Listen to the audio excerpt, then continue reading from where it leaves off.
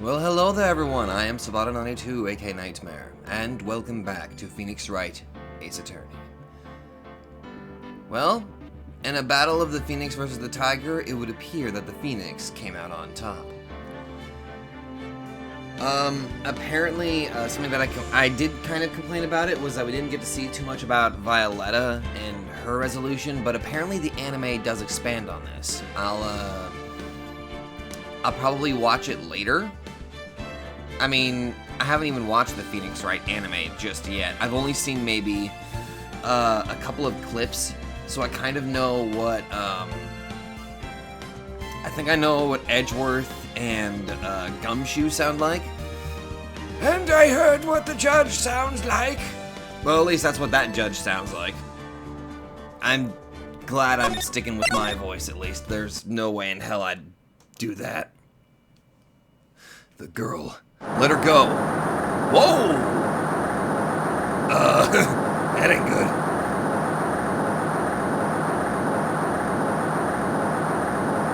What do we... Shut up! Come closer, and I kill her! Wait. Sorry. But you're not going to get the chance.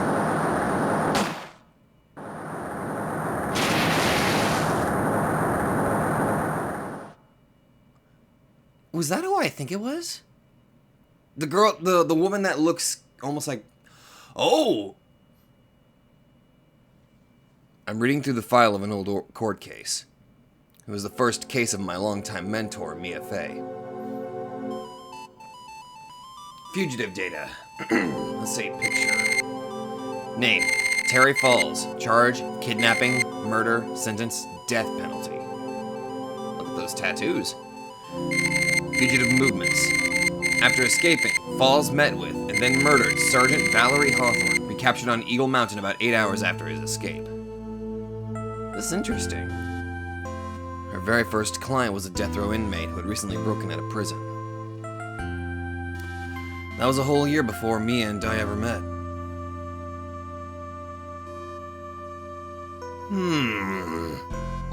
6 years earlier, Mia Fey, first trial.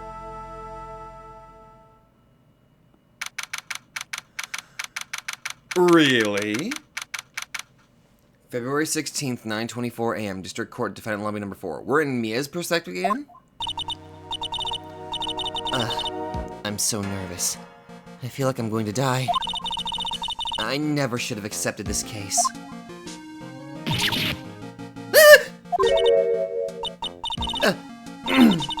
Good morning. Don't be so jumpy, Mia. I didn't do nothing, I swear. I didn't kill nobody. I don't know what to do with you. I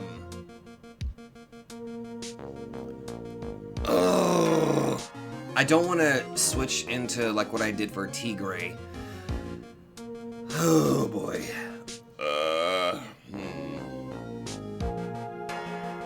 I didn't do nothing, I swear. I didn't kill nobody. Terry Falls. My first client. Terry Falls. Oh my god. The fucking puns. Sentenced to death 5 years ago, and now, the prison escapee. Just relax, Mia. Make small talk and try to relax him. So why did you escape anyway? I'm sorry! I didn't do nothing. I didn't kill nobody. I never lie. I didn't escape from nowhere. But, Mr. Falls, the police just recaptured you 2 days ago. Oh, sorry. I told a little lie. Oh boy. But anyways, I didn't do it. I never killed nobody. Sorry for asking, but you're on death row, right? I'm really sorry. They sentenced me to die 5 years ago, but I I was tricked, I tell you. That woman, she lied in her testimony. That's why I got the death penalty. I swear it, I didn't kill her. I could never do that. 2 days ago, he escaped from the police wagon when it crashed. Then about 8 hours later, a policewoman was murdered before the police could recapture him. The police believe that Terry Falls did it. After you escaped, did you meet a policewoman? Yeah, I did. She's the reason I escaped. So that much is true. He did meet with the victim. But I didn't kill her! She was alive when I left. She was alive! It's true! I can trust him, right? I mean, I should. Well, you're a defense attorney. Regardless of whether he is innocent or guilty, it's up to you to defend him to the utmost of your ability. Even if there's probably an overwhelming amount of evidence suggesting that he is guilty, if there's one thing that this game has kind of taught me, well, actually, I stand corrected, because there was that one case where we kinda got the person that we were defending guilty because he was blackmailing us by holding Maya hostage. But if it's been consistent, I wouldn't say that this game has kind of taught me that, but it's something that I've grown to understand how prosecutors and defense attorneys are. They have to, defense attorneys, they have to believe in their client. No matter the circumstances, they have to prove to their utmost ability that they are innocent. Because I realize I'm gonna be stopping the Let's Play just for a second here, just so I can kind of share my feelings on this, because I think I've already stated this before. I misjudged prosecutors and defense attorneys for like the longest of times, because in the media, whenever you think of them, you only ever hear the negatives. Prosecutors trying to put innocent people to jail, defense attorneys protecting killers. Like, they always focused on the negatives, which, let's just say that's a bit of a message on the media portrayal, to be fair. And that sort of negative influence affected how I used to view defense attorneys and prosecutors in general, but now I have a much better understanding of that sort of thing. So I'm able to look at some of them in different lights, because I think it should be pretty obvious. There are bad defense attorneys, and there are bad prosecutors. But I should not be the kind of person to where I lump them all together, and if there's one bad, then they're all bad. I really shouldn't fall into that sort of mindset, because I know that there are good defense attorneys just as there are good prosecutors. Anyway, What? Godo? So that's what you look like without your visor. That has to be you, right? You got the little... That's gotta be you, dude. He even has his... that thing. You're not going to figure out the truth by just staring at the guy. Why are you here? I came to see how our little kitten was doing all alone in the big scary lion's den. I thought maybe you'd like someone to play with. Where is Mr. Grossberg? That old man is probably still in bed. I bet he's clutching an empty bottle and mumbling in his sleep. Armando. Aren't I good enough? After all, it's me, Diego Armando.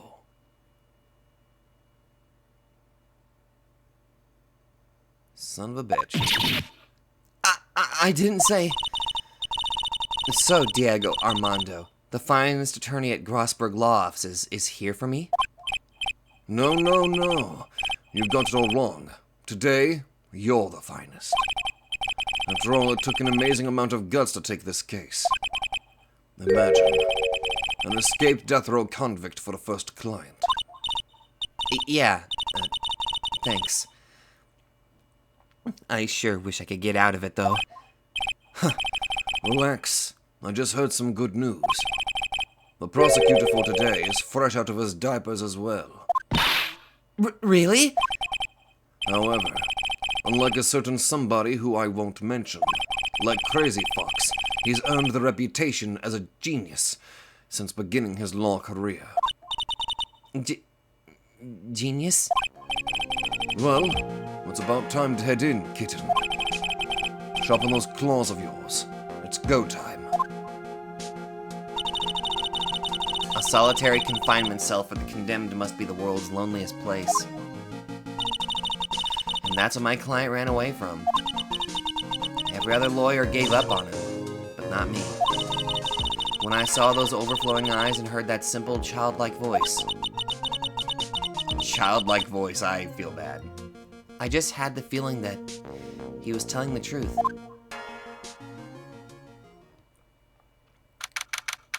February 16th, 10 a.m., District Court, Courtroom number 4. Edgeworth! And Canadian judge, oh boy. Oh god, court is now in session for the trial of Terry Falls. The defense is ready, Your Honor. The prosecution has been ready for a while, Your Honor. Look at you! Looking dashing. I understand the lawyers for both sides are newcomers. Yes, Your Honor. I'm Mia Fey. Miles Edgeworth, Your Honor. So you're the new prosecutor everyone's talking about, eh? They say you joined the prosecutor's office at quite an early age. At 20, Your Honor. I guess our little kitten hasn't earned herself much of a reputation yet, huh? Oh, come on, Mia. You can't lose. Not to someone younger than you. Alright, this is Edgeworth before all of his development, so... Young people running a trial. Not too sure how I feel about that. Now then, the defendant in this case is currently a felon on death row. 2 days ago, he escaped from a police wagon. Is that correct? Do I have anything in the court record? Okay, Valerie's autopsy report. Alright. Stabbed with a knife in the back. Died from blood loss between 4 and 5 p.m. Interesting that we're starting this off with a case. Kind of like how we did right at the very beginning of almost every other game, but this is still very interesting. I like this. And again, we're in Mia's perspective. And... Diego Armando. Precisely. But the defendant is not on trial for escaping prison. On the day that the defendant escaped, the policewoman was murdered. So we're here to determine if Mr. Falls was responsible for her death. You got it, kitten. Now then, Mr. Edgeworth, let's hear your opening statement. Yes, Your Honor. It was 5 years ago. The defendant, Terry Falls, was sentenced to death in this very court. His crimes were kidnapping, extortion, and murder. Also, very familiar pose that he did to, like, Victor Von Karma. This is before his development, so... The girl he threw off the bridge is only 14 years old.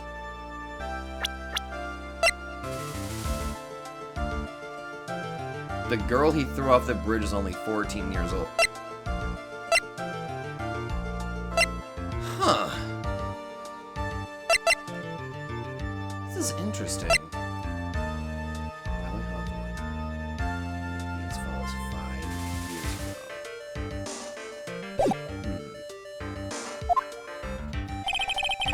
A truly horrible crime.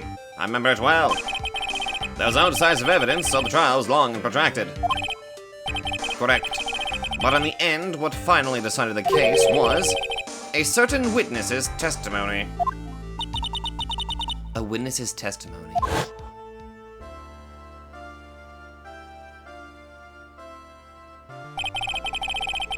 The testimony of Detective Valerie Hawthorne, the person who confronted this criminal. She arrested Mr. Falls at the scene and later testified against him. She said she witnessed Mr. Falls throw his young victim into the river.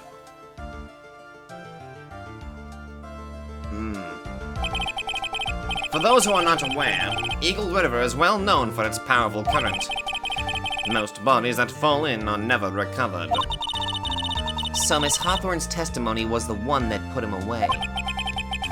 That policewoman you just mentioned, that wouldn't be exactly the victim, the same woman that was killed 2 days ago. Police Sergeant Valerie Hawthorne. It's kind of interesting how we get to see, like, Edgeworth in a much younger appearance, because even his facial appearance, like, his artwork, it does appear younger. Like, there's less edge. This is probably gonna sound fucking funny considering his name. There's less edge added to the lines of his face. I don't know if anybody else, like, maybe I'm imagining things, but I feel like his face has slightly softer tones to it.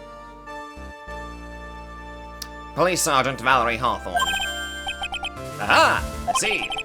The man who was sentenced to death based on a testimony escaped 2 days ago, with only one thing on his mind: take revenge against the woman who convicted him. Ah! The truth is becoming clear to me now. Don't ever look at me with those eyes, please. Huh? Yes. Yeah, it's quite obvious that the defendant is guilty. Objection! Wait a minute. That's not right. At least hear the case before you decide on the outcome, Your Honor. Watch yourself, Miss Faye. I'm not sure I care for your word choice or your tone of voice. Young people these days simply don't know how to respect their elders. I'm pretty sure I'm older than you. Why, you're even younger than me, you hypocrite. Now then, Mr. Edgeworth, please call your first witness. I call the detective who was in charge of the initial investigation of this case. Gumshoe! Witness, state your name and occupation. Gumshoe! Dick Gumshoe! I'm the homicide detective in charge of the case, sir. I finally got promoted to the detective division half a year ago. I don't believe anyone asked you about that. Hey, ma'am! You got any idea how much work it takes? What is it?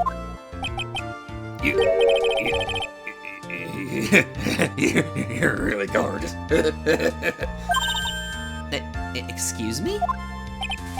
No, seriously. My heart. Oh, it's aching for you. Detective, pull yourself together and try to be professional. Otherwise, I'll write you up on contempt so quick that something other than your heart will ache. No. Okay. I got it. Oh, poor Gumshoe. Well, at least he notices beauty. At least we know that. Now, detective, tell us about the incident. Yes, sir. Right away. The victim was Sergeant Valerie Hawthorne, a veteran of the police force. She was stabbed in the back with a knife and died from excessive blood loss. That much is already stated in the autopsy report. The court would like to hear more details about the other incident itself. Yes, sir. I gotcha. Okay, let's take a look at this aerial map of the area here. Okay. Let's see. This is a sketch of Dusky Bridge, an old suspension bridge. And the river that runs under there is Eagle River. The victim and the defendant met there, on top of the bridge. After stabbing her in the back, the killer carried the victim back to his car. He was recaptured at a police checkpoint as he was trying to make his getaway, sir. Okay. I see. Bridge located 40 feet above Eagle River. Alright, give me a second. I'm gonna take a closer look at this. Let's see. Okay, so we got a measurement about 5 yards. So let's see. 5 yards, 10 yards, 15, 20. Okay, so let's see. If that's okay, so if that's about 5 yards, in this case, the car is about 10. The car was about 15 yards away from where the incident in place occurred. I wonder if that's going to be of any value here. Okay. Was the victim's blood found on the bridge? The victim, Sergeant Valerie Hawthorne, was wearing a thick coat, sir. Unfortunately, no traces of blood were found in the bridge. Mr. Edgeworth, I warn you that I absolutely despise conjecture. If there was no blood on the bridge, then you have no proof that they even met there. Your Honor. If you would listen to the testimony we have prepared, I'm sure you'll be convinced. The two of them most certainly did meet on the bridge that day. Why, Mr. Edgeworth, I'm not sure I like you wagging your finger at me as though I was some hoser. By the way, now I know what a hoser is. Detective, proceed with your testimony. Oh, by the way, I cannot do Canadian, so I'm doing my best with what I've got. Yes, sir. Here we go, Mia. Hang on. Okay, now, listen carefully, kitten. One little mistake, and this guy will drink you for morning tea. Trust me, and get ready. Tea? Before you drink coffee? Summary of the incident. On the day of the incident, an unknown person phoned the sergeant and asked to meet. Sergeant Hawthorne went to Dusky Bridge at the designated time and met with Mr. Falls. And that's where she was brutally murdered, sir. The criminal stuffed her body into his car trunk and tried to make a getaway. Mr. Falls was arrested at a police checkpoint we set up at the base of the mountain. Well, you certainly have established the importance of the bridge. Naturally. Now, will the defense please hurry up and proceed with the cross-examination? Yes, Your Honor. Cross-examination, coming right up. Hey, settle down there, kitten. If you keep trembling like that, you're gonna make me spill my coffee. I'm not trembling. It's just cold in here. The courtroom can be a cold battlefield, all right. Especially for a beginner. I don't need you to worry about me. I mean, the defendant, the witness. Everyone's a beginner in here. You got me there. But maybe you should keep your claws out and show them what you've got, kitten. It's okay, Mia. Stay calm. Just remember those court procedure videos you stayed up all night last night watching. All right. Here we go. Hold it! This unknown person. You have no idea who it might be, right? Nope, sorry, but I'm afraid I do. What? The one who called Sergeant Hawthorne was the defendant, Terry Falls. What? The defendant? The defendant called her? Sergeant Hawthorne was a very thorough person, sir. She left a note about her phone call with Mr. Falls. A note? Yeah, top secret memo that she left in her desk. Confidential police materials written by the victim. According to this note, it seems the one who called her to the bridge was indeed the defendant, Terry Falls. February 14th, 1:21 p.m. Falls, 4:30 p.m. at that bridge. Wear white scarf for identification. Talk to Dahlia. Tell her this time the whole truth must come out. Dahlia. The whole truth must come out. Dahlia.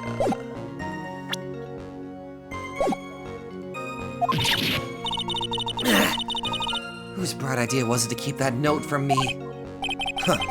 Looks like the judge is even more sure of his verdict now. Listen up. Never ask a question if you don't already know the answer. It's that detective's fault. He's the one that said unknown person. Hey now, don't make that face at me. I just said it that way because the prosecutor told me to. Was that a trap? Yeah, that's right. This is how Edgeworth used to operate back then. With that cute face, I didn't expect him to be so sneaky.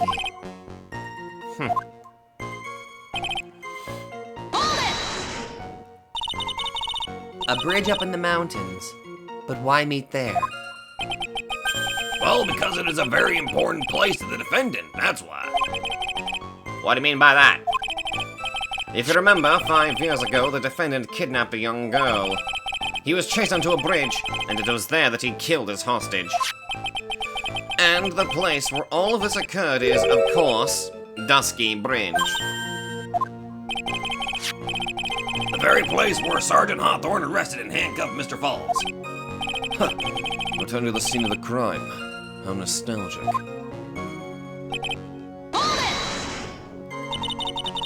Was the body of the victim discovered right away? Oh yeah, we were really on the ball. We found the criminal within 1 hour of the murder. Oh, it was great. We even got to say, "Don't move! We've got you surrounded!" Wait a second. Isn't there something weird about that? The location was a suspension bridge up in the mountains. So how did they find out about the crime so quickly? They knew beforehand.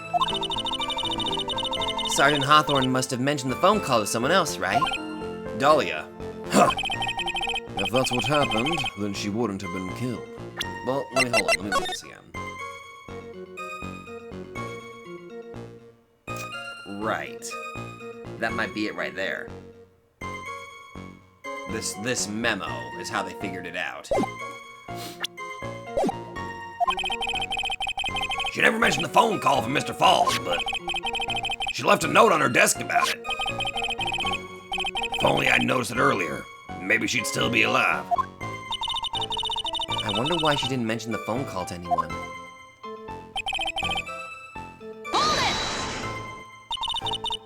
Mr. Falls had a car then.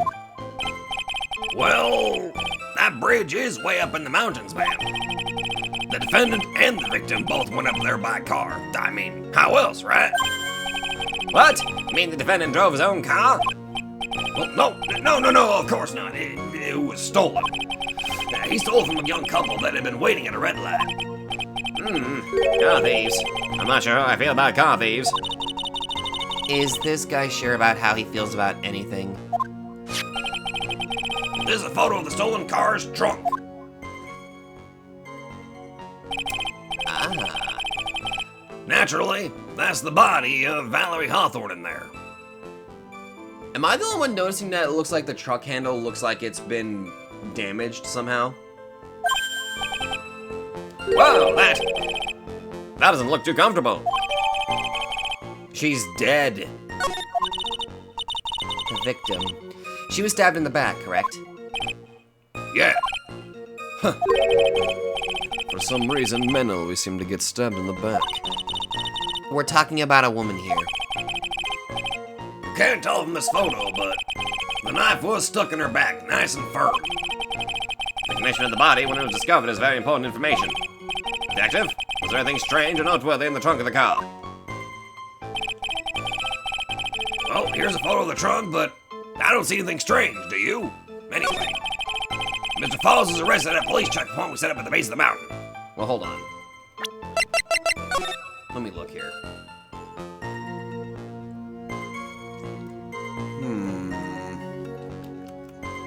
Yeah, really, the only thing I can see that's potentially interesting is just the door handle. Like...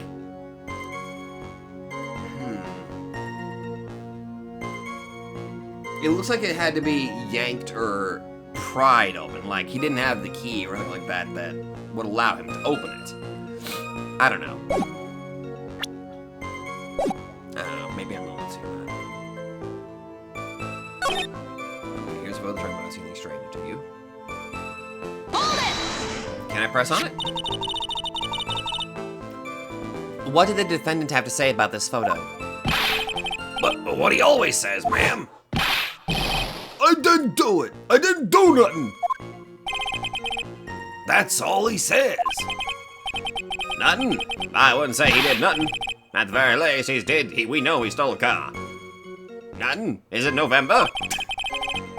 Well, it's just wait, what was that about November? It's just what he always says, Your Honor. And then he always says... Sorry. I told a little lie. Or something like that. Well, in any case, seems he was caught and arrested. Precisely.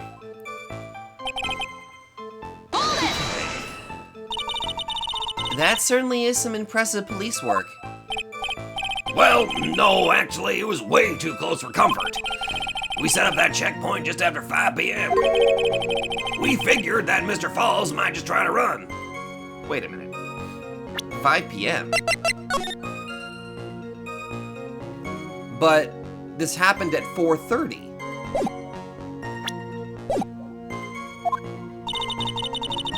What do you mean it was too close for comfort? The two of them arranged to meet at 4:30 p.m. And it takes approximately 30 minutes to go from the bridge to the checkpoint. That was kind of close. Any later, Mr. Falls could have slipped right by. Listen up, kitten. There's a big trap waiting for you in that testimony. A trap? Walk into it carelessly and it'll leave more than just a flesh wound. Fun, huh? No, it's not! Well, if you won't have any chance at all, you'd better get some more information. And if you're going to get caught in a trap, it's best to get caught early. You can always look for contradictions afterwards. The ever-famous contradictions. I sure hope I can find some of those.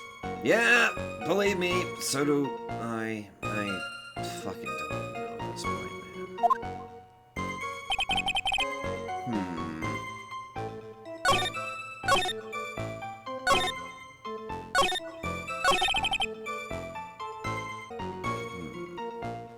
Okay, so I knew I recognized the name Dahlia. That was the same woman from the first case at the very beginning who was, who poisoned and then tried to pin the blame on, Phoenix. Nice to know that she's involved in this case, too. The freaking...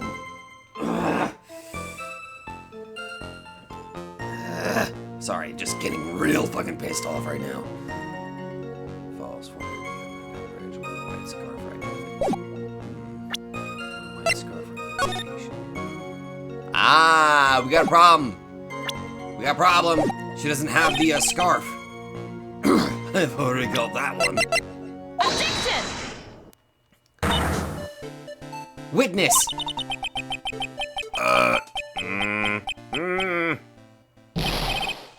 What is it? You have something to say, Miss Faye?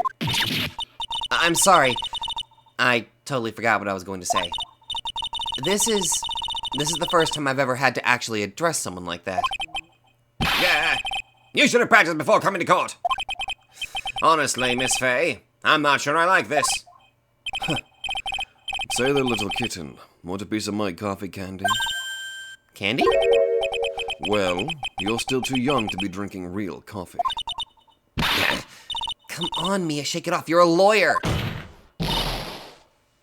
Detective! Yes, ma'am. This photo. You said that there was nothing peculiar about it. Is that correct? Well, yeah, that's what I said. Well then, I suggest you take another look at the note written by the victim. Nope. It very clearly says, wear white scarf for identification. The caller must have forgotten what the victim looked like, thus the special request. I have one very simple question for you, Detective. Where's the white scarf? I can't seem to find it in this photo. Well, to be honest, we didn't find it in the trunk, ma'am.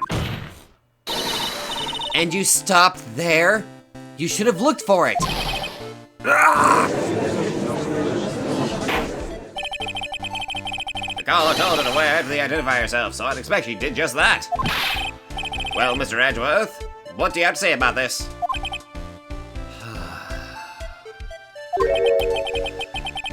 I see the defense is a little lacking. The scarf you are searching so desperately for, is it this one, perchance? That's a blue scarf. Well, where'd you find that, sir? On Dusky Bridge. I was there first and decided to conduct my own investigation. Why didn't you tell me? I made a decision to keep all pieces of evidence in my personal satchel. It's the safest place I know. That is illegal. That hotshot sure has a flair for the dramatic. It's not exactly white as the caller requested, but as you can see, it's close enough for what it was intended for. Looks like it spent some time in the mud. Not surprising, it was drizzling on the mountain that day. Prosecutor Edgeworth. He was intentionally hiding that scarf the whole time. The court will accept the scarf into evidence. Worn by the victim at the time of the incident, found on Dusky Bridge. All right. Now, if the attorney for the defense is finished embarrassing herself, I'd like to move on with the testimony. That is all right with you, isn't it, Miss Faye? Boy, would I like to wrap this scarf around his smarmy little neck. I freaking love how, like, I freaking love Mia's attitude. Very good. Now, if we're done with this mud-covered scarf business, the prosecution moves to establish conclusively and with hard evidence that Miss Hawthorne and Mr. Falls did indeed meet under that bridge that day. Further, we will show exactly what occurred there. That sounds quite promising. Can't wait to hear all about it. Everything is moving at his whim. Don't forget, Kitten. There's a reason why everyone considers this kid a genius. A genius, huh? Yeah. Alright. Actually, there's an eyewitness who was there when the incident took place. This photo was accidentally taken by the witness. It shows the Vic wearing the scarf, sir.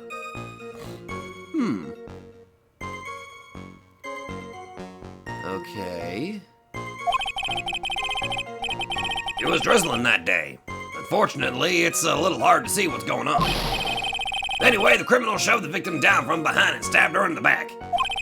Shoved her down from behind? How? That must have been when the scarf fell off.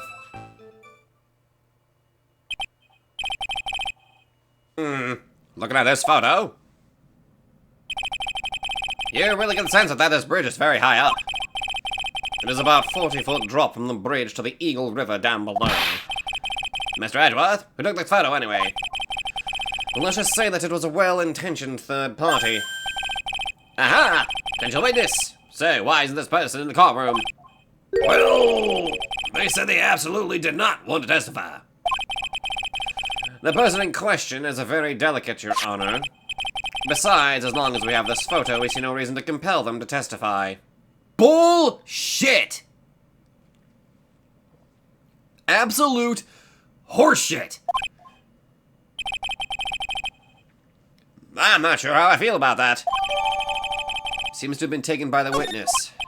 Well, fucking third party, that definition of police in this fucking thing, goddamn, what would I freaking do with that? Okay. So, as you can see, Terry Falls had both the motive and the opportunity. I think it's quite clear at this point what happened on that bridge.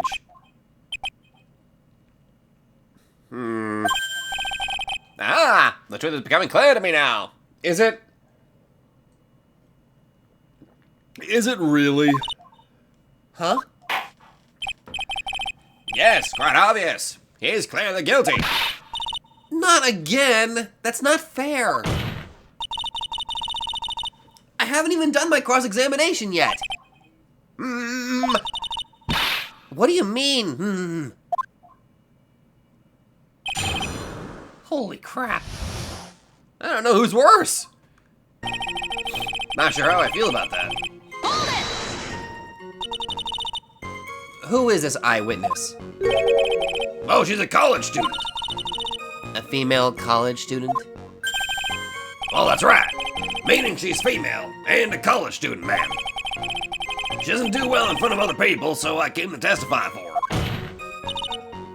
Maybe so, but as the attorney for the defense, I have the right to cross-examine her. Objection! For the time being, we're not relying on the witness's statements. That is all. What is that supposed to mean? The prosecution has other, more decisive evidence. Our case doesn't rest on the vague testimony of a female college student. Female college student, eh? I mean, she's female and a college student, sir. I have no fucking idea what that's supposed to mean. Is she female and a college student? Comments, I need confirmation on this. Is she, in fact, female, but also a college student. If you absolutely must hear her testimony, you'll have to give us a good reason why. Please tell us about the more decisive evidence in question.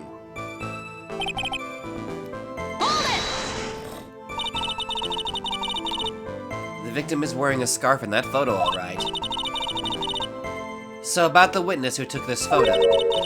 What was this person doing all the way in the mountains? She was taking photos of wild flowers, apparently. There are many unusual types of flora on that mountain, Miss Faye. People in the area say it's because of the spirits that live there. Spirits? Now that you mention it, this photo. This cloudy, fog-like thing. Is it a ghost? I don't believe it! No, Your Honor, no, I don't think it's a... Am I the only smart one at this point? I don't think it's a ghost.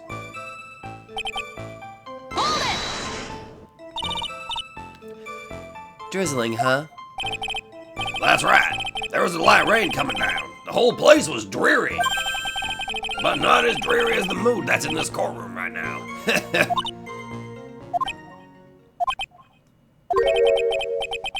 Well, looks like a cold front just moved in. In any case, the point is that the area was quite damp. There was even some fog. I even slipped and fell while I was on the bridge. It was really something.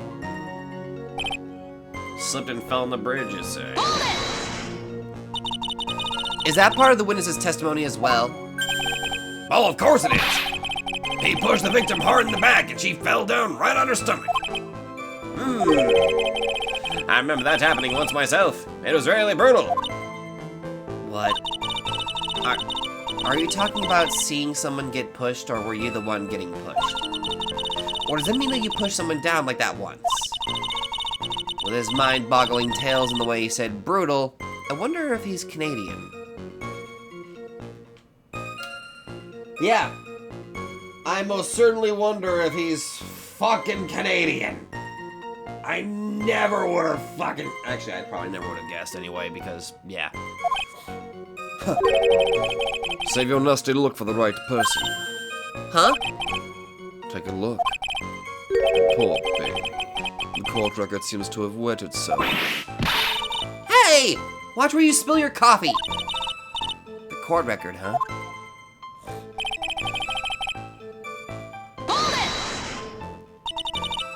So in other words, there was a struggle between the criminal and the victim, huh? Well, that's what the witness said. Well, it looks like she didn't remember about the scarf. But from what she said, it sounded like a pretty violent fight, ma'am. The area was wet from rain. The bridge is probably wet too, which would explain why the scarf was all covered in mud.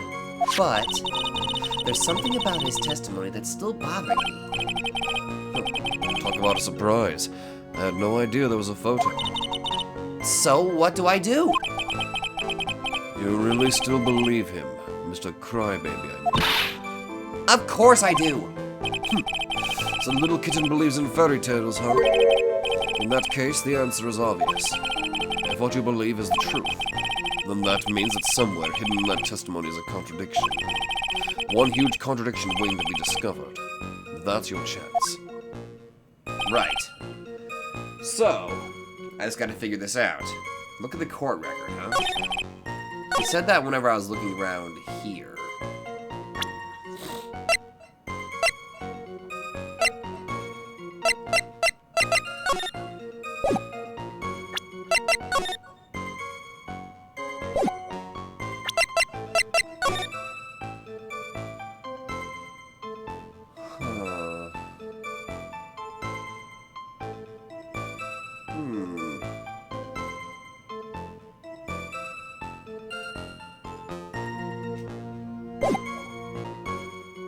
Wait a minute.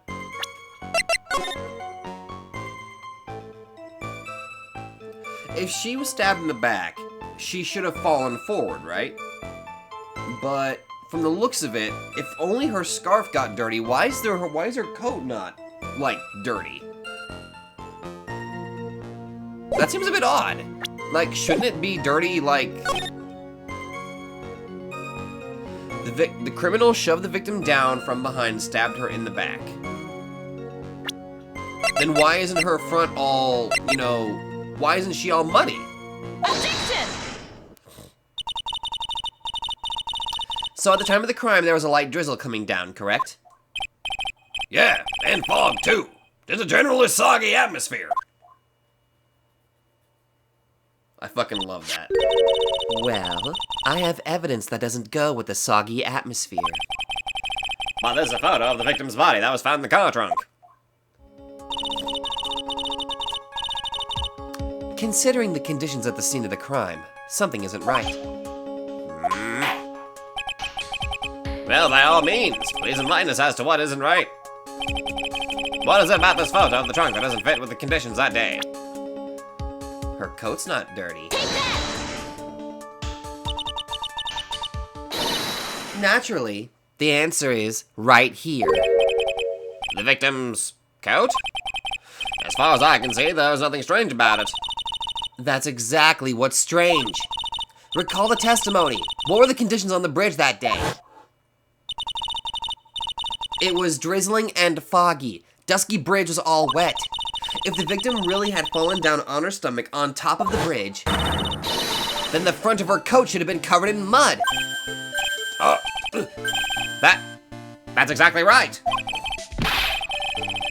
The other day, I fell on a muddy stream. My gorgeous playoff beard was befouled. Playoff beard? What? I do admit that the crime scene was quite wet that day. However, that doesn't mean that the top of the bridge itself was muddy. If your honor had fallen in the shower instead of on a muddy street, your glorious hockey beard, Pride of Legal League, would be wet but not muddy. Fortunately, I've yet to test that. Still, your point is well taken. Can you prove that the surface of the bridge was muddy that day? The surface of the bridge, huh? A real man wouldn't stand for a taunt like this. Neither would a real woman! Of course I can. Here is the evidence that proves the surface of the bridge was muddy. You showed it to us! The evidence is this scarf. Ah! This should be obvious. If the scarf fell onto the bridge and got this muddy, it means that the bridge was obviously covered in mud. No, I can't be outwitted by this novice bimbo. Hey! Listen, in the future you're going to be much better. Don't you dare! Okay, past Edgeworth. Fuck you. Don't call me a bimbo. Hey, same to you, buddy. Miss Faye's assertion makes perfect sense to me. I do admit that there appears to be a contradiction between the condition of the victim's coat and her scarf. However, the real question is, why is there a contradiction? Huh? For every contradiction, there exists an explanation. Let's look at what the explanation in this case may be, shall we? All right. It's not like he's really giving me a choice here. You're doing pretty well for a little kitten. Is that gonna be your freaking pet name for her? Mr. Armando. No matter what he says, a contradiction always comes down to a lie.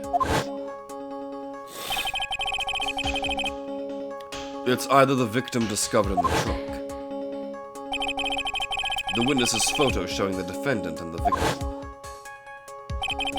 or the witness's testimony that stated she saw the moment of the murder. Just relax and think it over. It's pretty simple, isn't it? The false evidence. It's one of those three. Probably the testimony. Ah, what you said just now? I'm not sure I like that. That wasn't me, Your Honor. It was the coffee aficionado over here that said it. This court is not in the habit of accepting false evidence, you know. Blame it on him, Your Honor. He's the one trying to slip false evidence into court. But we won't let him. We'll expose his evidence as that flimsy scam it really is. Yes! The false evidence in this case is the testimony. It is a no-brainer. Obviously, it's the witness that's suspicious. During his earlier testimony, the detective pointed out a crucial fact. The criminal shoved the victim down from behind and stabbed her in the back. Now, is that testimony exactly what the witness claims to have seen? Yeah, that's what the witness told us. That testimony is filled with holes.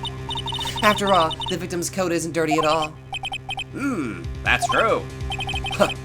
It's not just true, it's the truth. If there was truly a decisive witness in this case, I'm certain that boy Wonder over there would have called them in the first place. Your Honor! The defense requests to cross-examine the witness. The eyewitness. Fuck. What was that? Did you say the F word? The testimony presented so far is not only vague, but contradictory as well. Well, Mr. Edgeworth, it appears I will need to hear from your mystery witness after all. You should brace yourself for the brutal truth. Your Honor, the prosecution has no intention of hiding the witness from the court. We are prepared to present our witness at any time. Very well. Please bring forth your witness at this time. What Mr. Edgeworth said kind of worries me. What does he mean by the brutal truth? Now we're seeing this history. Now, let's proceed with the testimony. Mr. Edgeworth, please go right ahead. Thank you, Your Honor. The prosecution summons the woman who saw the events that day with her very own eyes. This is it, Mia. The battle begins here.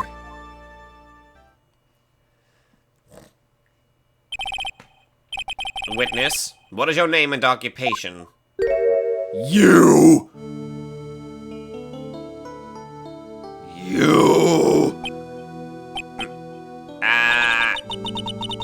Everyone is so silent that I can hear their hearts going pitter-patter. When I look at you, how can I put it? You look as scrumptious as a double-double on a dozen hoes.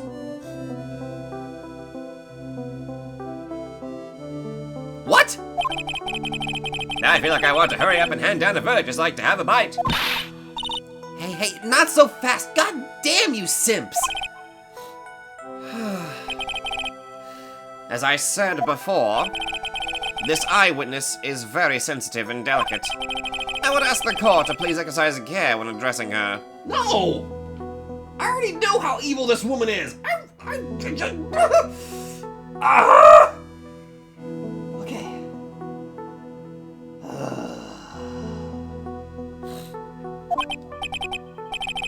Yes, indeed. Thank you, Mr. Edgeworth. You're a true gentleman. Miss Faye, you can learn a lot from this man. If he's such a gentleman, he sure doesn't act like one to me. Sir? Yes, my dear. This is my first time, so I'm sure I'll make a lot of mistakes. Anyway, I just wanted to say I'm sorry for all the trouble I might cause. Fuck you. Not at all. It's no trouble at all. Now then, may we please have your name and occupation? My name is, Melissa Foster.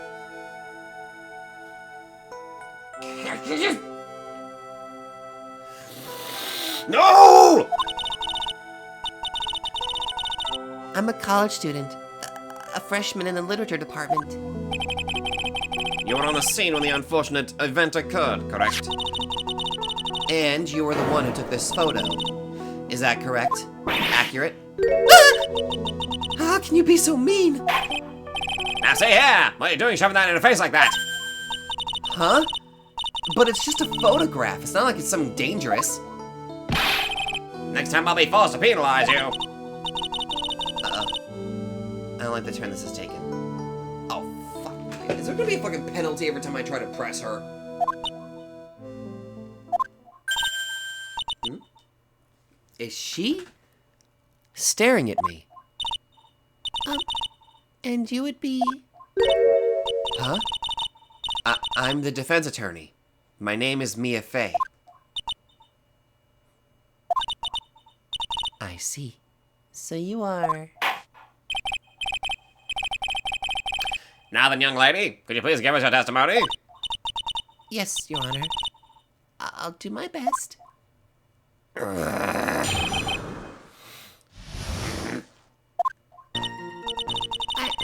was using my camera to take some pictures of wildflowers.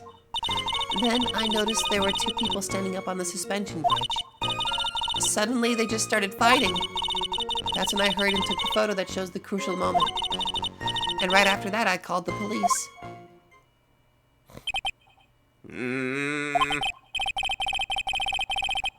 By the way, where were you standing when the incident occurred? I believe the map would be of help here. I was standing right over here. Huh. Okay.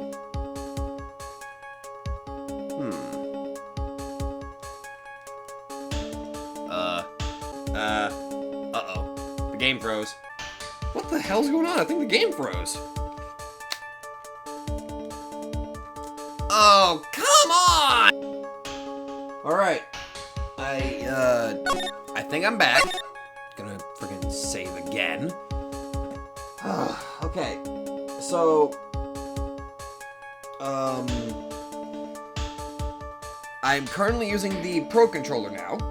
I don't know what the hell happened, but the game basically froze. Nothing would respond. I tried nearly everything to get the thing working. And nothing would respond. So, guess what I had to do?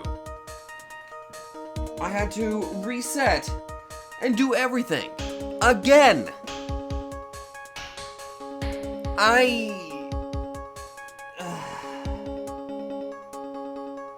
So I apologize if some of the footage looks a bit weird. I don't even know if this extended to the freaking Elgato at this point, so I'll figure it out later.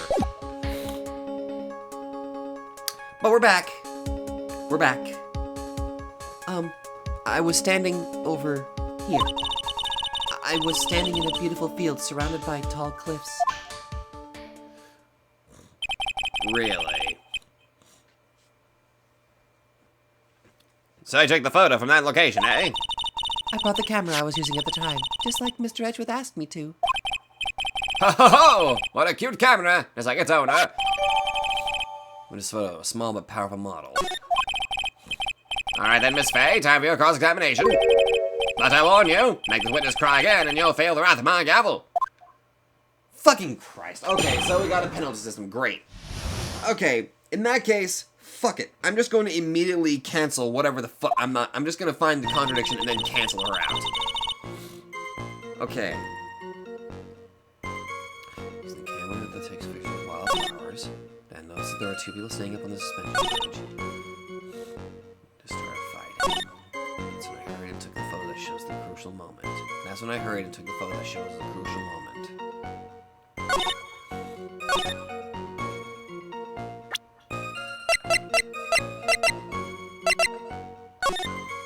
Okay, not that photo. The crucial moment.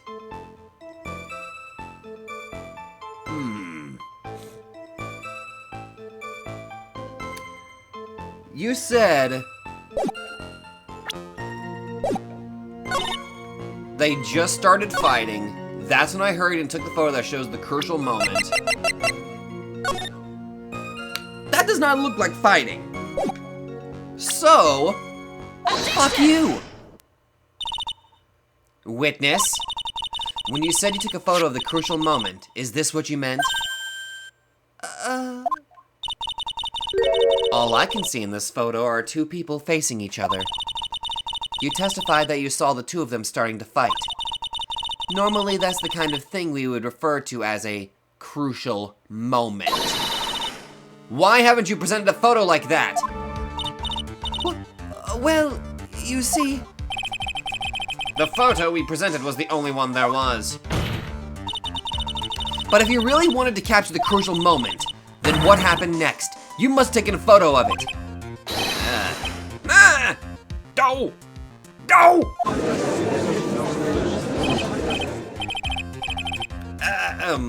My apologies, young lady. But Miss Faye's assertion is not without a certain amount of merit. He can certainly downplay a situation, can't he? I'm sorry. I'm a very bad girl. Right. I used it all up. The film, I mean.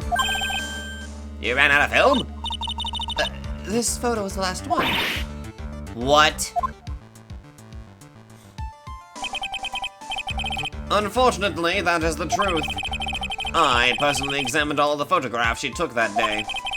All of the other photos are of the witness herself playing among the wildflowers. The witness herself? Then who took the photos? Well, you see, my camera has a timer feature built into it. So you took photos of yourself? I remember taking some photos of myself once too. I believe the kids these days call them selfies. What the fuck is wrong with you? Please, no details. Seems that Miss Faye's assertion was not so decisive after all. Wait, just a minute! Well, if she had no film left, she couldn't very well take more pictures, eh? Miss Foster, perhaps then you could tell us about a different sort of photo. Photos of the incident that you took with your very own eyes. Mr. Edgeworth, you're quite the poet. Very well then, let's get back to the cross-examination. Let's hear your thoughts on the fight that you witnessed. Yes, Mr. Judge. Boy, this guy is really a sucker for sweet talk. Huh. Looks like the other kitten in the room is the one that's getting all the attention. Yeah, it's sickening. I was using my camera to take some pictures of wildflowers. Then I noticed that there were two people sitting up on the suspension bridge. They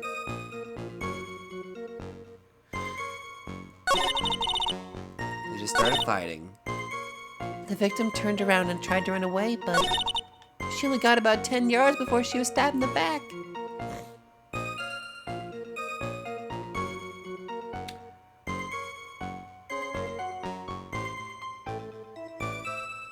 Yards.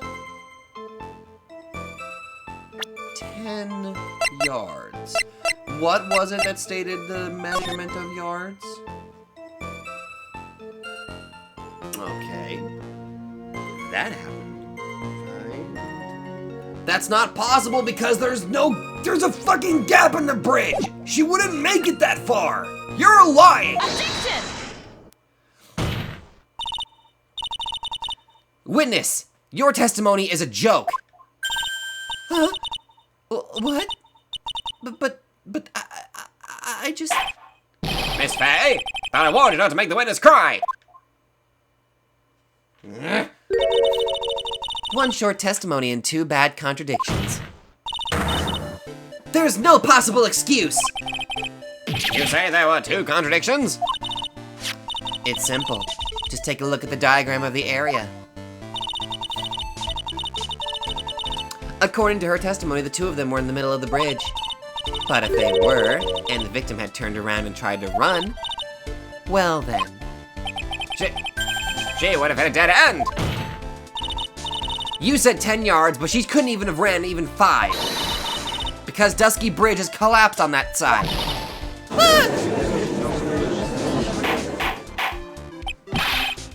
What does this all mean? It's very simple, Your Honor. This charming little witness told a charming little lie. That's all there is to it.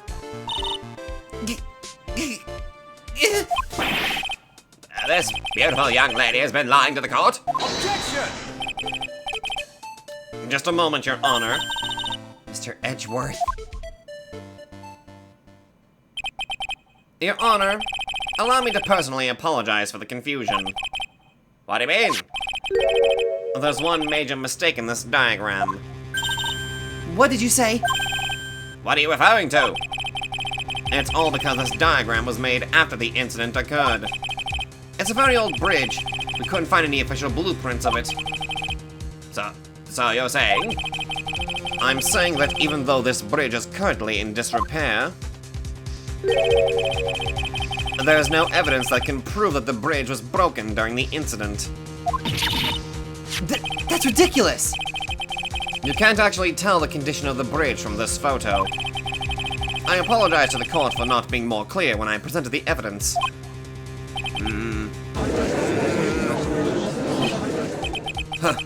That guy is good. Huh? What do you mean? He planned it from the beginning. He's a genius, all right. That diagram of the bridge was his insurance policy. What? That coward! Well, Miss Faye, since you've once again made a reckless accusation. I'm so sorry. I should have been more careful myself. No, it wasn't your fault at all. Now then, shall we go on with the trial? I'd like to establish once and for all what it was that the witness actually saw. Indeed. All right, young lady. May I ask you to please proceed with your testimony? But it's so hard to go on. Well, on your side, Mr. Foster. Miss Foster, sorry. There's no need to worry. Just tell us what you saw. Yes, sir. This time I'm going to press her. If I get punished, fine. But this time I'm going to press her for specifically details, goddammit. And also dialogue, because, you know. After he stabbed her in the back, he quickly picked her up in his arms. Then he carried her over to the car. I suppose that was the only way he could make sure the body stayed hidden. He couldn't just leave the body on top of the bridge. Oh, I'm sorry. I'm only supposed to talk about what I saw. Huh. Witnessing such violence must have been difficult. Yes, sir. I'm still shaken up. God, I feel an unreasonable hatred right now. If he accepts this testimony as it is, we're finished. Don't say that. Oh well. Maybe I'll stop off at my favorite cafe on the way home. They make a really great mocha latte. This trial isn't over yet. That's what I like to hear. All right, Miss Faye. Your cross-examination, if you please. The contradiction is staring you right in the face, Mia. Go on the attack. That's what I'm going to do.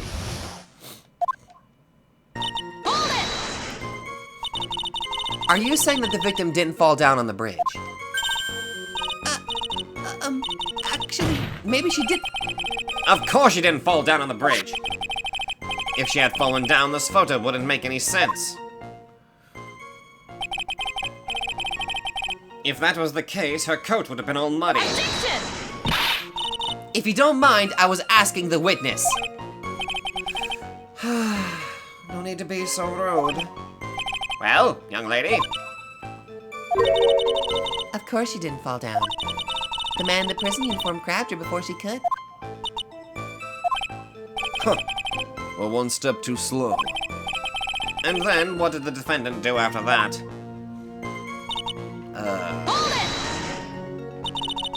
Alright, so it's safe to press. Good. You personally witnessed that? Yes? Did anything strange happen when he did that? Well, I don't know if you'd call it strange or not. But that's when the victim's scarf fell off. You mean this scarf? Her words match what we found at the scene. I don't see any problem.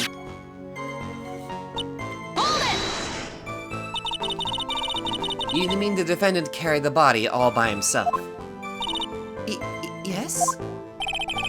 Considering the size of the defendant, I don't think it would be difficult. Yes, but let's remember they were on a narrow bridge that was ready to collapse. Is it even possible for him to have carried a dead body on a bridge like that? Well, the fact of the matter is that he did. That kind of talk is just silly. Wow. Why'd he get so emotional all of a sudden? Miss Faye, think this is about the possibility. Please share with the rest of us.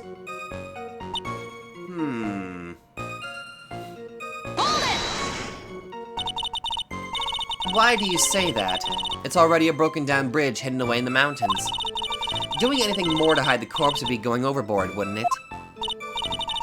Yes, but that mountain is famous among hikers. A surprising number of people go up there. But it's February, right? And it was raining that day, correct? There's also a small temple and a channeling dojo there. You know those monks? They just love cold, isolated places. I think the witness is trying to say that the corpse could have been found at any time. Besides, the witness is merely reporting what she witnessed with her own eyes.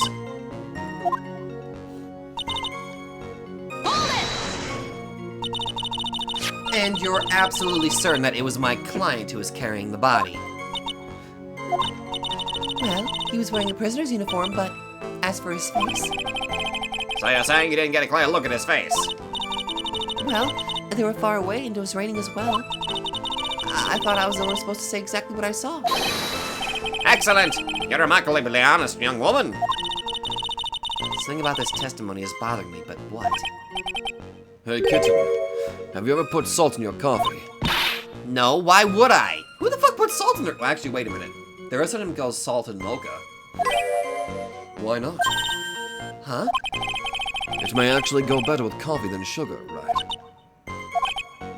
Listen, my point is, if you're not sure, you might as well add a ton of salt to it. It might bring out the rust in something, like a piece of evidence. He's right, Mia. Go present something. You've got nothing to lose. By the way, I wouldn't put salt in my coffee. The two don't go well, after all. Why did you bring... Why the... Okay, cool.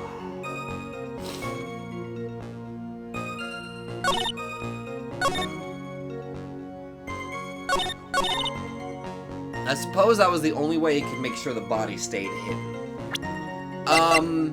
Didn't you... They're literally over a river! Fuck off! A killer not wanting his victim to be found. I can understand that. However, the idea of moving the body for that purpose is clearly odd.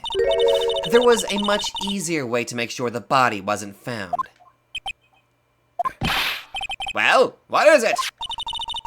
Take another look at the map of the area and you'll see how. There's a river right below the bridge. Earlier, Mr. Edgeworth pointed out something interesting about the river. For those who are not aware, Eagle River is well known for its powerful current. Most bodies that fall in are never recovered. Ah! In the kidnapping case 5 years ago, the victim's body was carried away and never found. If 10 murders were to occur at the same spot above the Eagle River, you can bet your boots that every other killer would have tossed the body in the water. Order! Order! Order! I'm not sure if I care for the way you put that, Miss Faye. But I must admit it does seem odd to not have thrown the body into the river. Well, Mr. Edgeworth? How sad.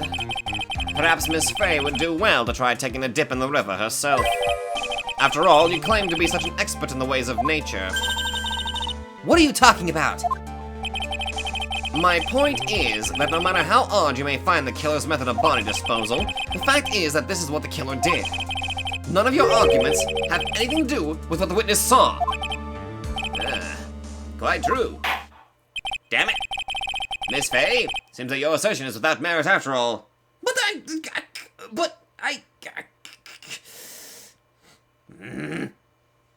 Objection! Fuck off! But what the witness claims to have seen is totally ridiculous. Objection! Surely you can't deny that the body was found in the trunk of the car. That's only consistent with what the witness has told us.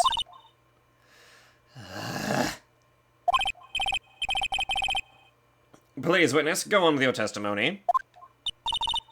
I'll try. All you have to do is tell us only what you saw. Otherwise, the mean lady might yell at you again. Who is he talking about? All right, I'll do my best. After he stabbed her in the back, he quickly picked her up in his arms. Then he carried her over to the car. The killer broke into the trunk of the stolen car and hid the body in there. Broke into the car. He couldn't just leave the body on top of the bridge. Okay, so that's the new statement that we got here.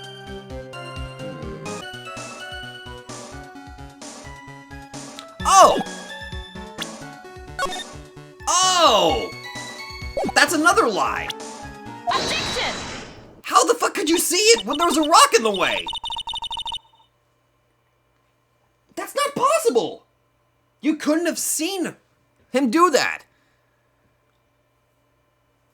Okay, okay. Well, Miss Foster, it looks like you've done it this time. Done what? Made a crucial mistake. Crucial mistake? Like what, Miss Faye? The killer broke into the trunk of the stolen car and hid the body in there. You're saying you saw that, right? With your very own eyes? Yes, and? Well, it's simple, Miss Foster. Take a look at the diagram. The place you claim to have taken the photo from that day is here. Do you see what I mean? Even if you tried to see the car. This outcropping of rock is directly in the way. That's right, Miss Foster. From where you were standing, you could not have possibly seen the killer's car. I admit that the diagram shows a large outcropping of rock. However, it isn't so tall that it would stop her from seeing the car. That's right. It's not high at all. I was able to see his car just fine. I'm so sorry, but that just doesn't wash. Huh? I believe it was the witness who presented this as evidence to the court, yes? This is the location that the photo was taken from. Your very own photo tells the whole story. Look how high that is! You can clearly see the left side of the bridge, but the outcropping that is being referred to is really more like a cliff.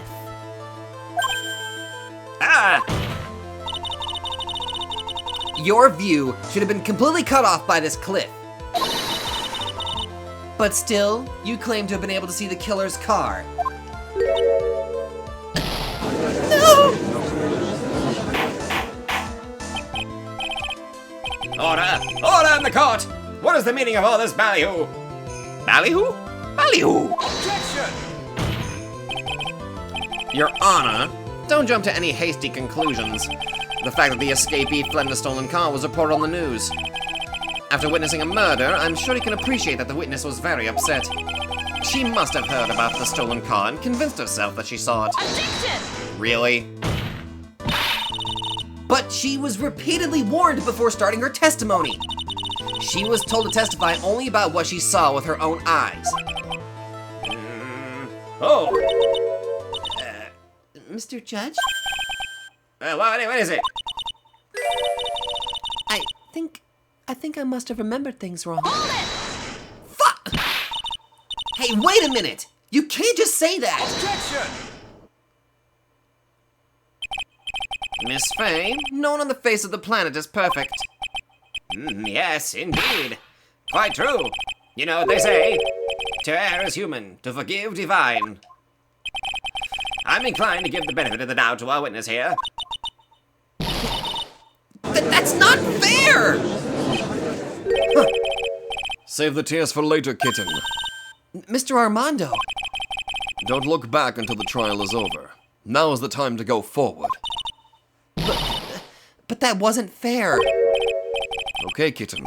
You need to relax. Then you need to remember the other kitten's testimony. The killer broke into the trunk of the stolen car and hid the body in there. So tell me, how did she know that? How did she know that he broke into the trunk? Aha! Well, Miss Foster, until you can explain how you knew that, you're going to have a lot of very suspicious people on this side of the courtroom. Well, witness? Well, I'm certain that he broke into the trunk because there were marks left on the trunk lid. I'm certain that they were scratch marks from when he broke into it. What? Let me see that photo. Yeah, I pointed that out. It's true. They certainly look like scratch marks on the keyhole.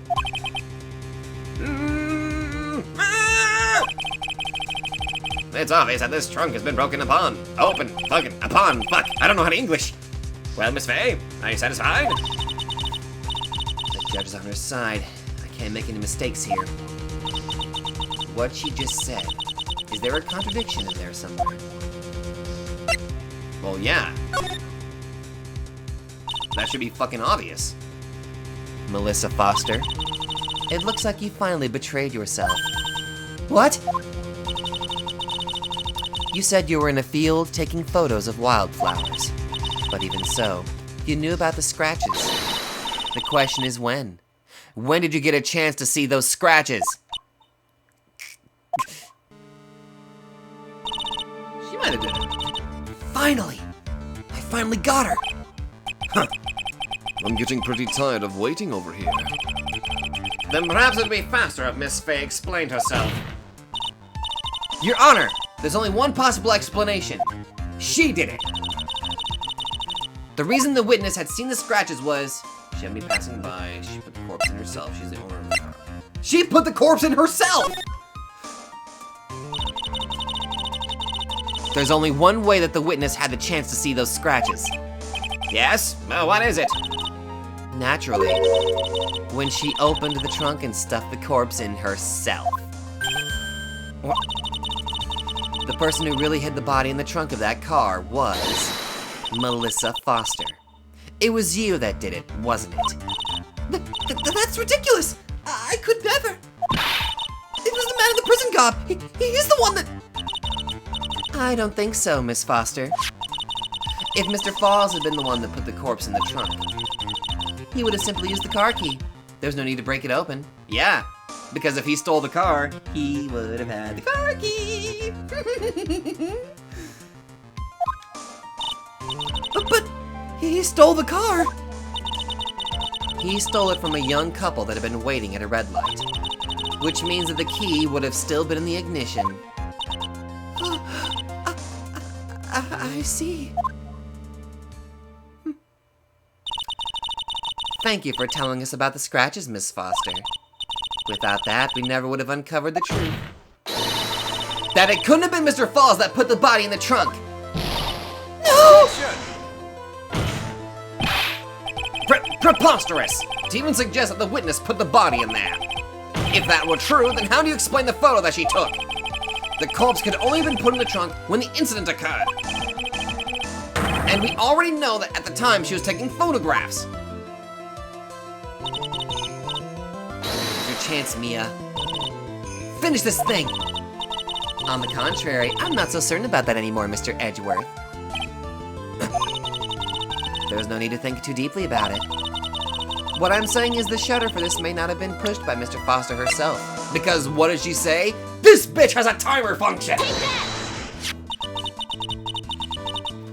Let's take another look at this camera and see what features it has, shall we? It has a timer built into it, even a mini tripod.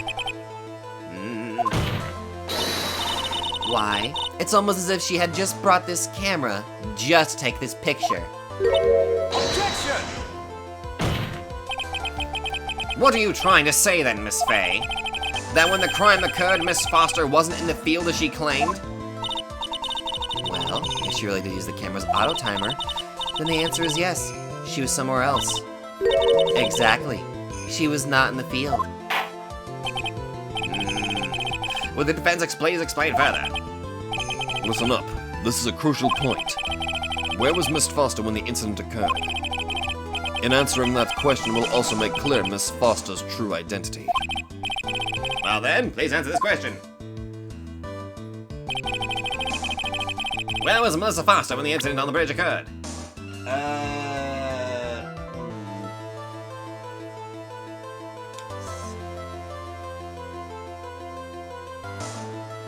Oh! She probably would have had to have been behind her, because that's how the stab in the back happened. And then she had to... Oh! And then she used his... Yeah!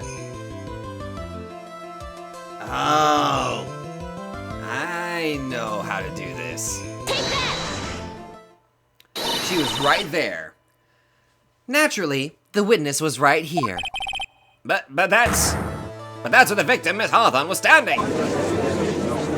Yeah. Order! Miss Faye, what on earth? Your Honor, if I may. After parting with the victim on the bridge, the defendant fled by car. But this would mean that there was no time to put the victim in the trunk. In other words, if someone put the body in the trunk, it could only have been before the defendant met the victim. Yep. How asinine. Of course Mr. Fowles met with the victim. The only person with the opportunity to have put the victim in the trunk is the same man that killed her, Terry Falls. Objection! You still don't understand, do you, Mr. Edgeworth? By the time the witness's photo was taken, the victim was already dead. Yeah, and she was in the trunk. The person in the photo was not Valerie Hawthorne. Objection! What? I've never heard anything more ridiculous in my entire life. Oh yeah? Actually, wait a minute. Hold on. I figured that she was gonna be behind her, but this makes infinitely more sense.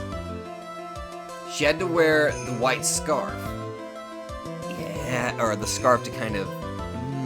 Because he didn't know! Right, he does, that's right, that bridge. Talk to Dahlia, tell her this time the whole truth must come out. Talk to Dahlia. Dahlia! Then who exactly is the victim in this photo? It's obvious, isn't it? It's your own witness. What?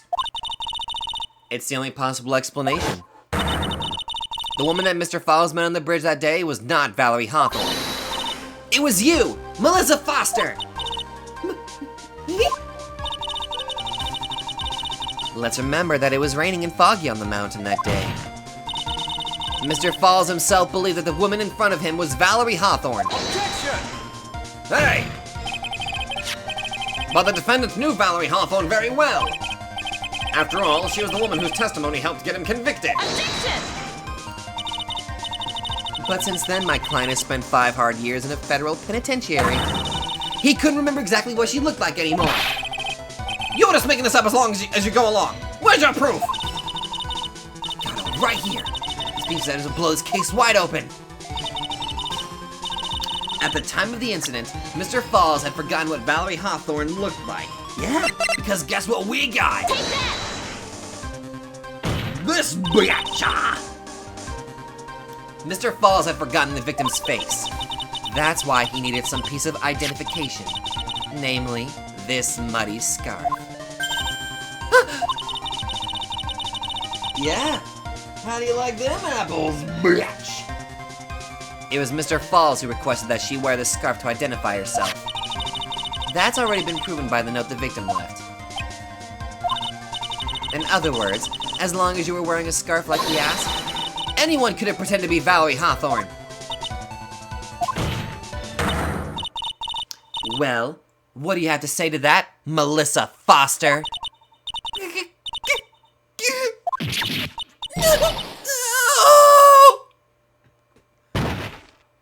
Oh shit. She fainted? She okay? Not that I care, but... Where's Miss Foster? She's collecting herself in the lobby. It's obvious that Melissa Foster did it. She hid the body in the trunk to disguise herself as the victim. She set up the camera to snap a fake photo of them together. The only question is, why did she do it? Well, isn't that obvious? She's the real culprit. Well, we'll have to wait for Miss Foster to compose us before we start again. Until then, this court is a recess.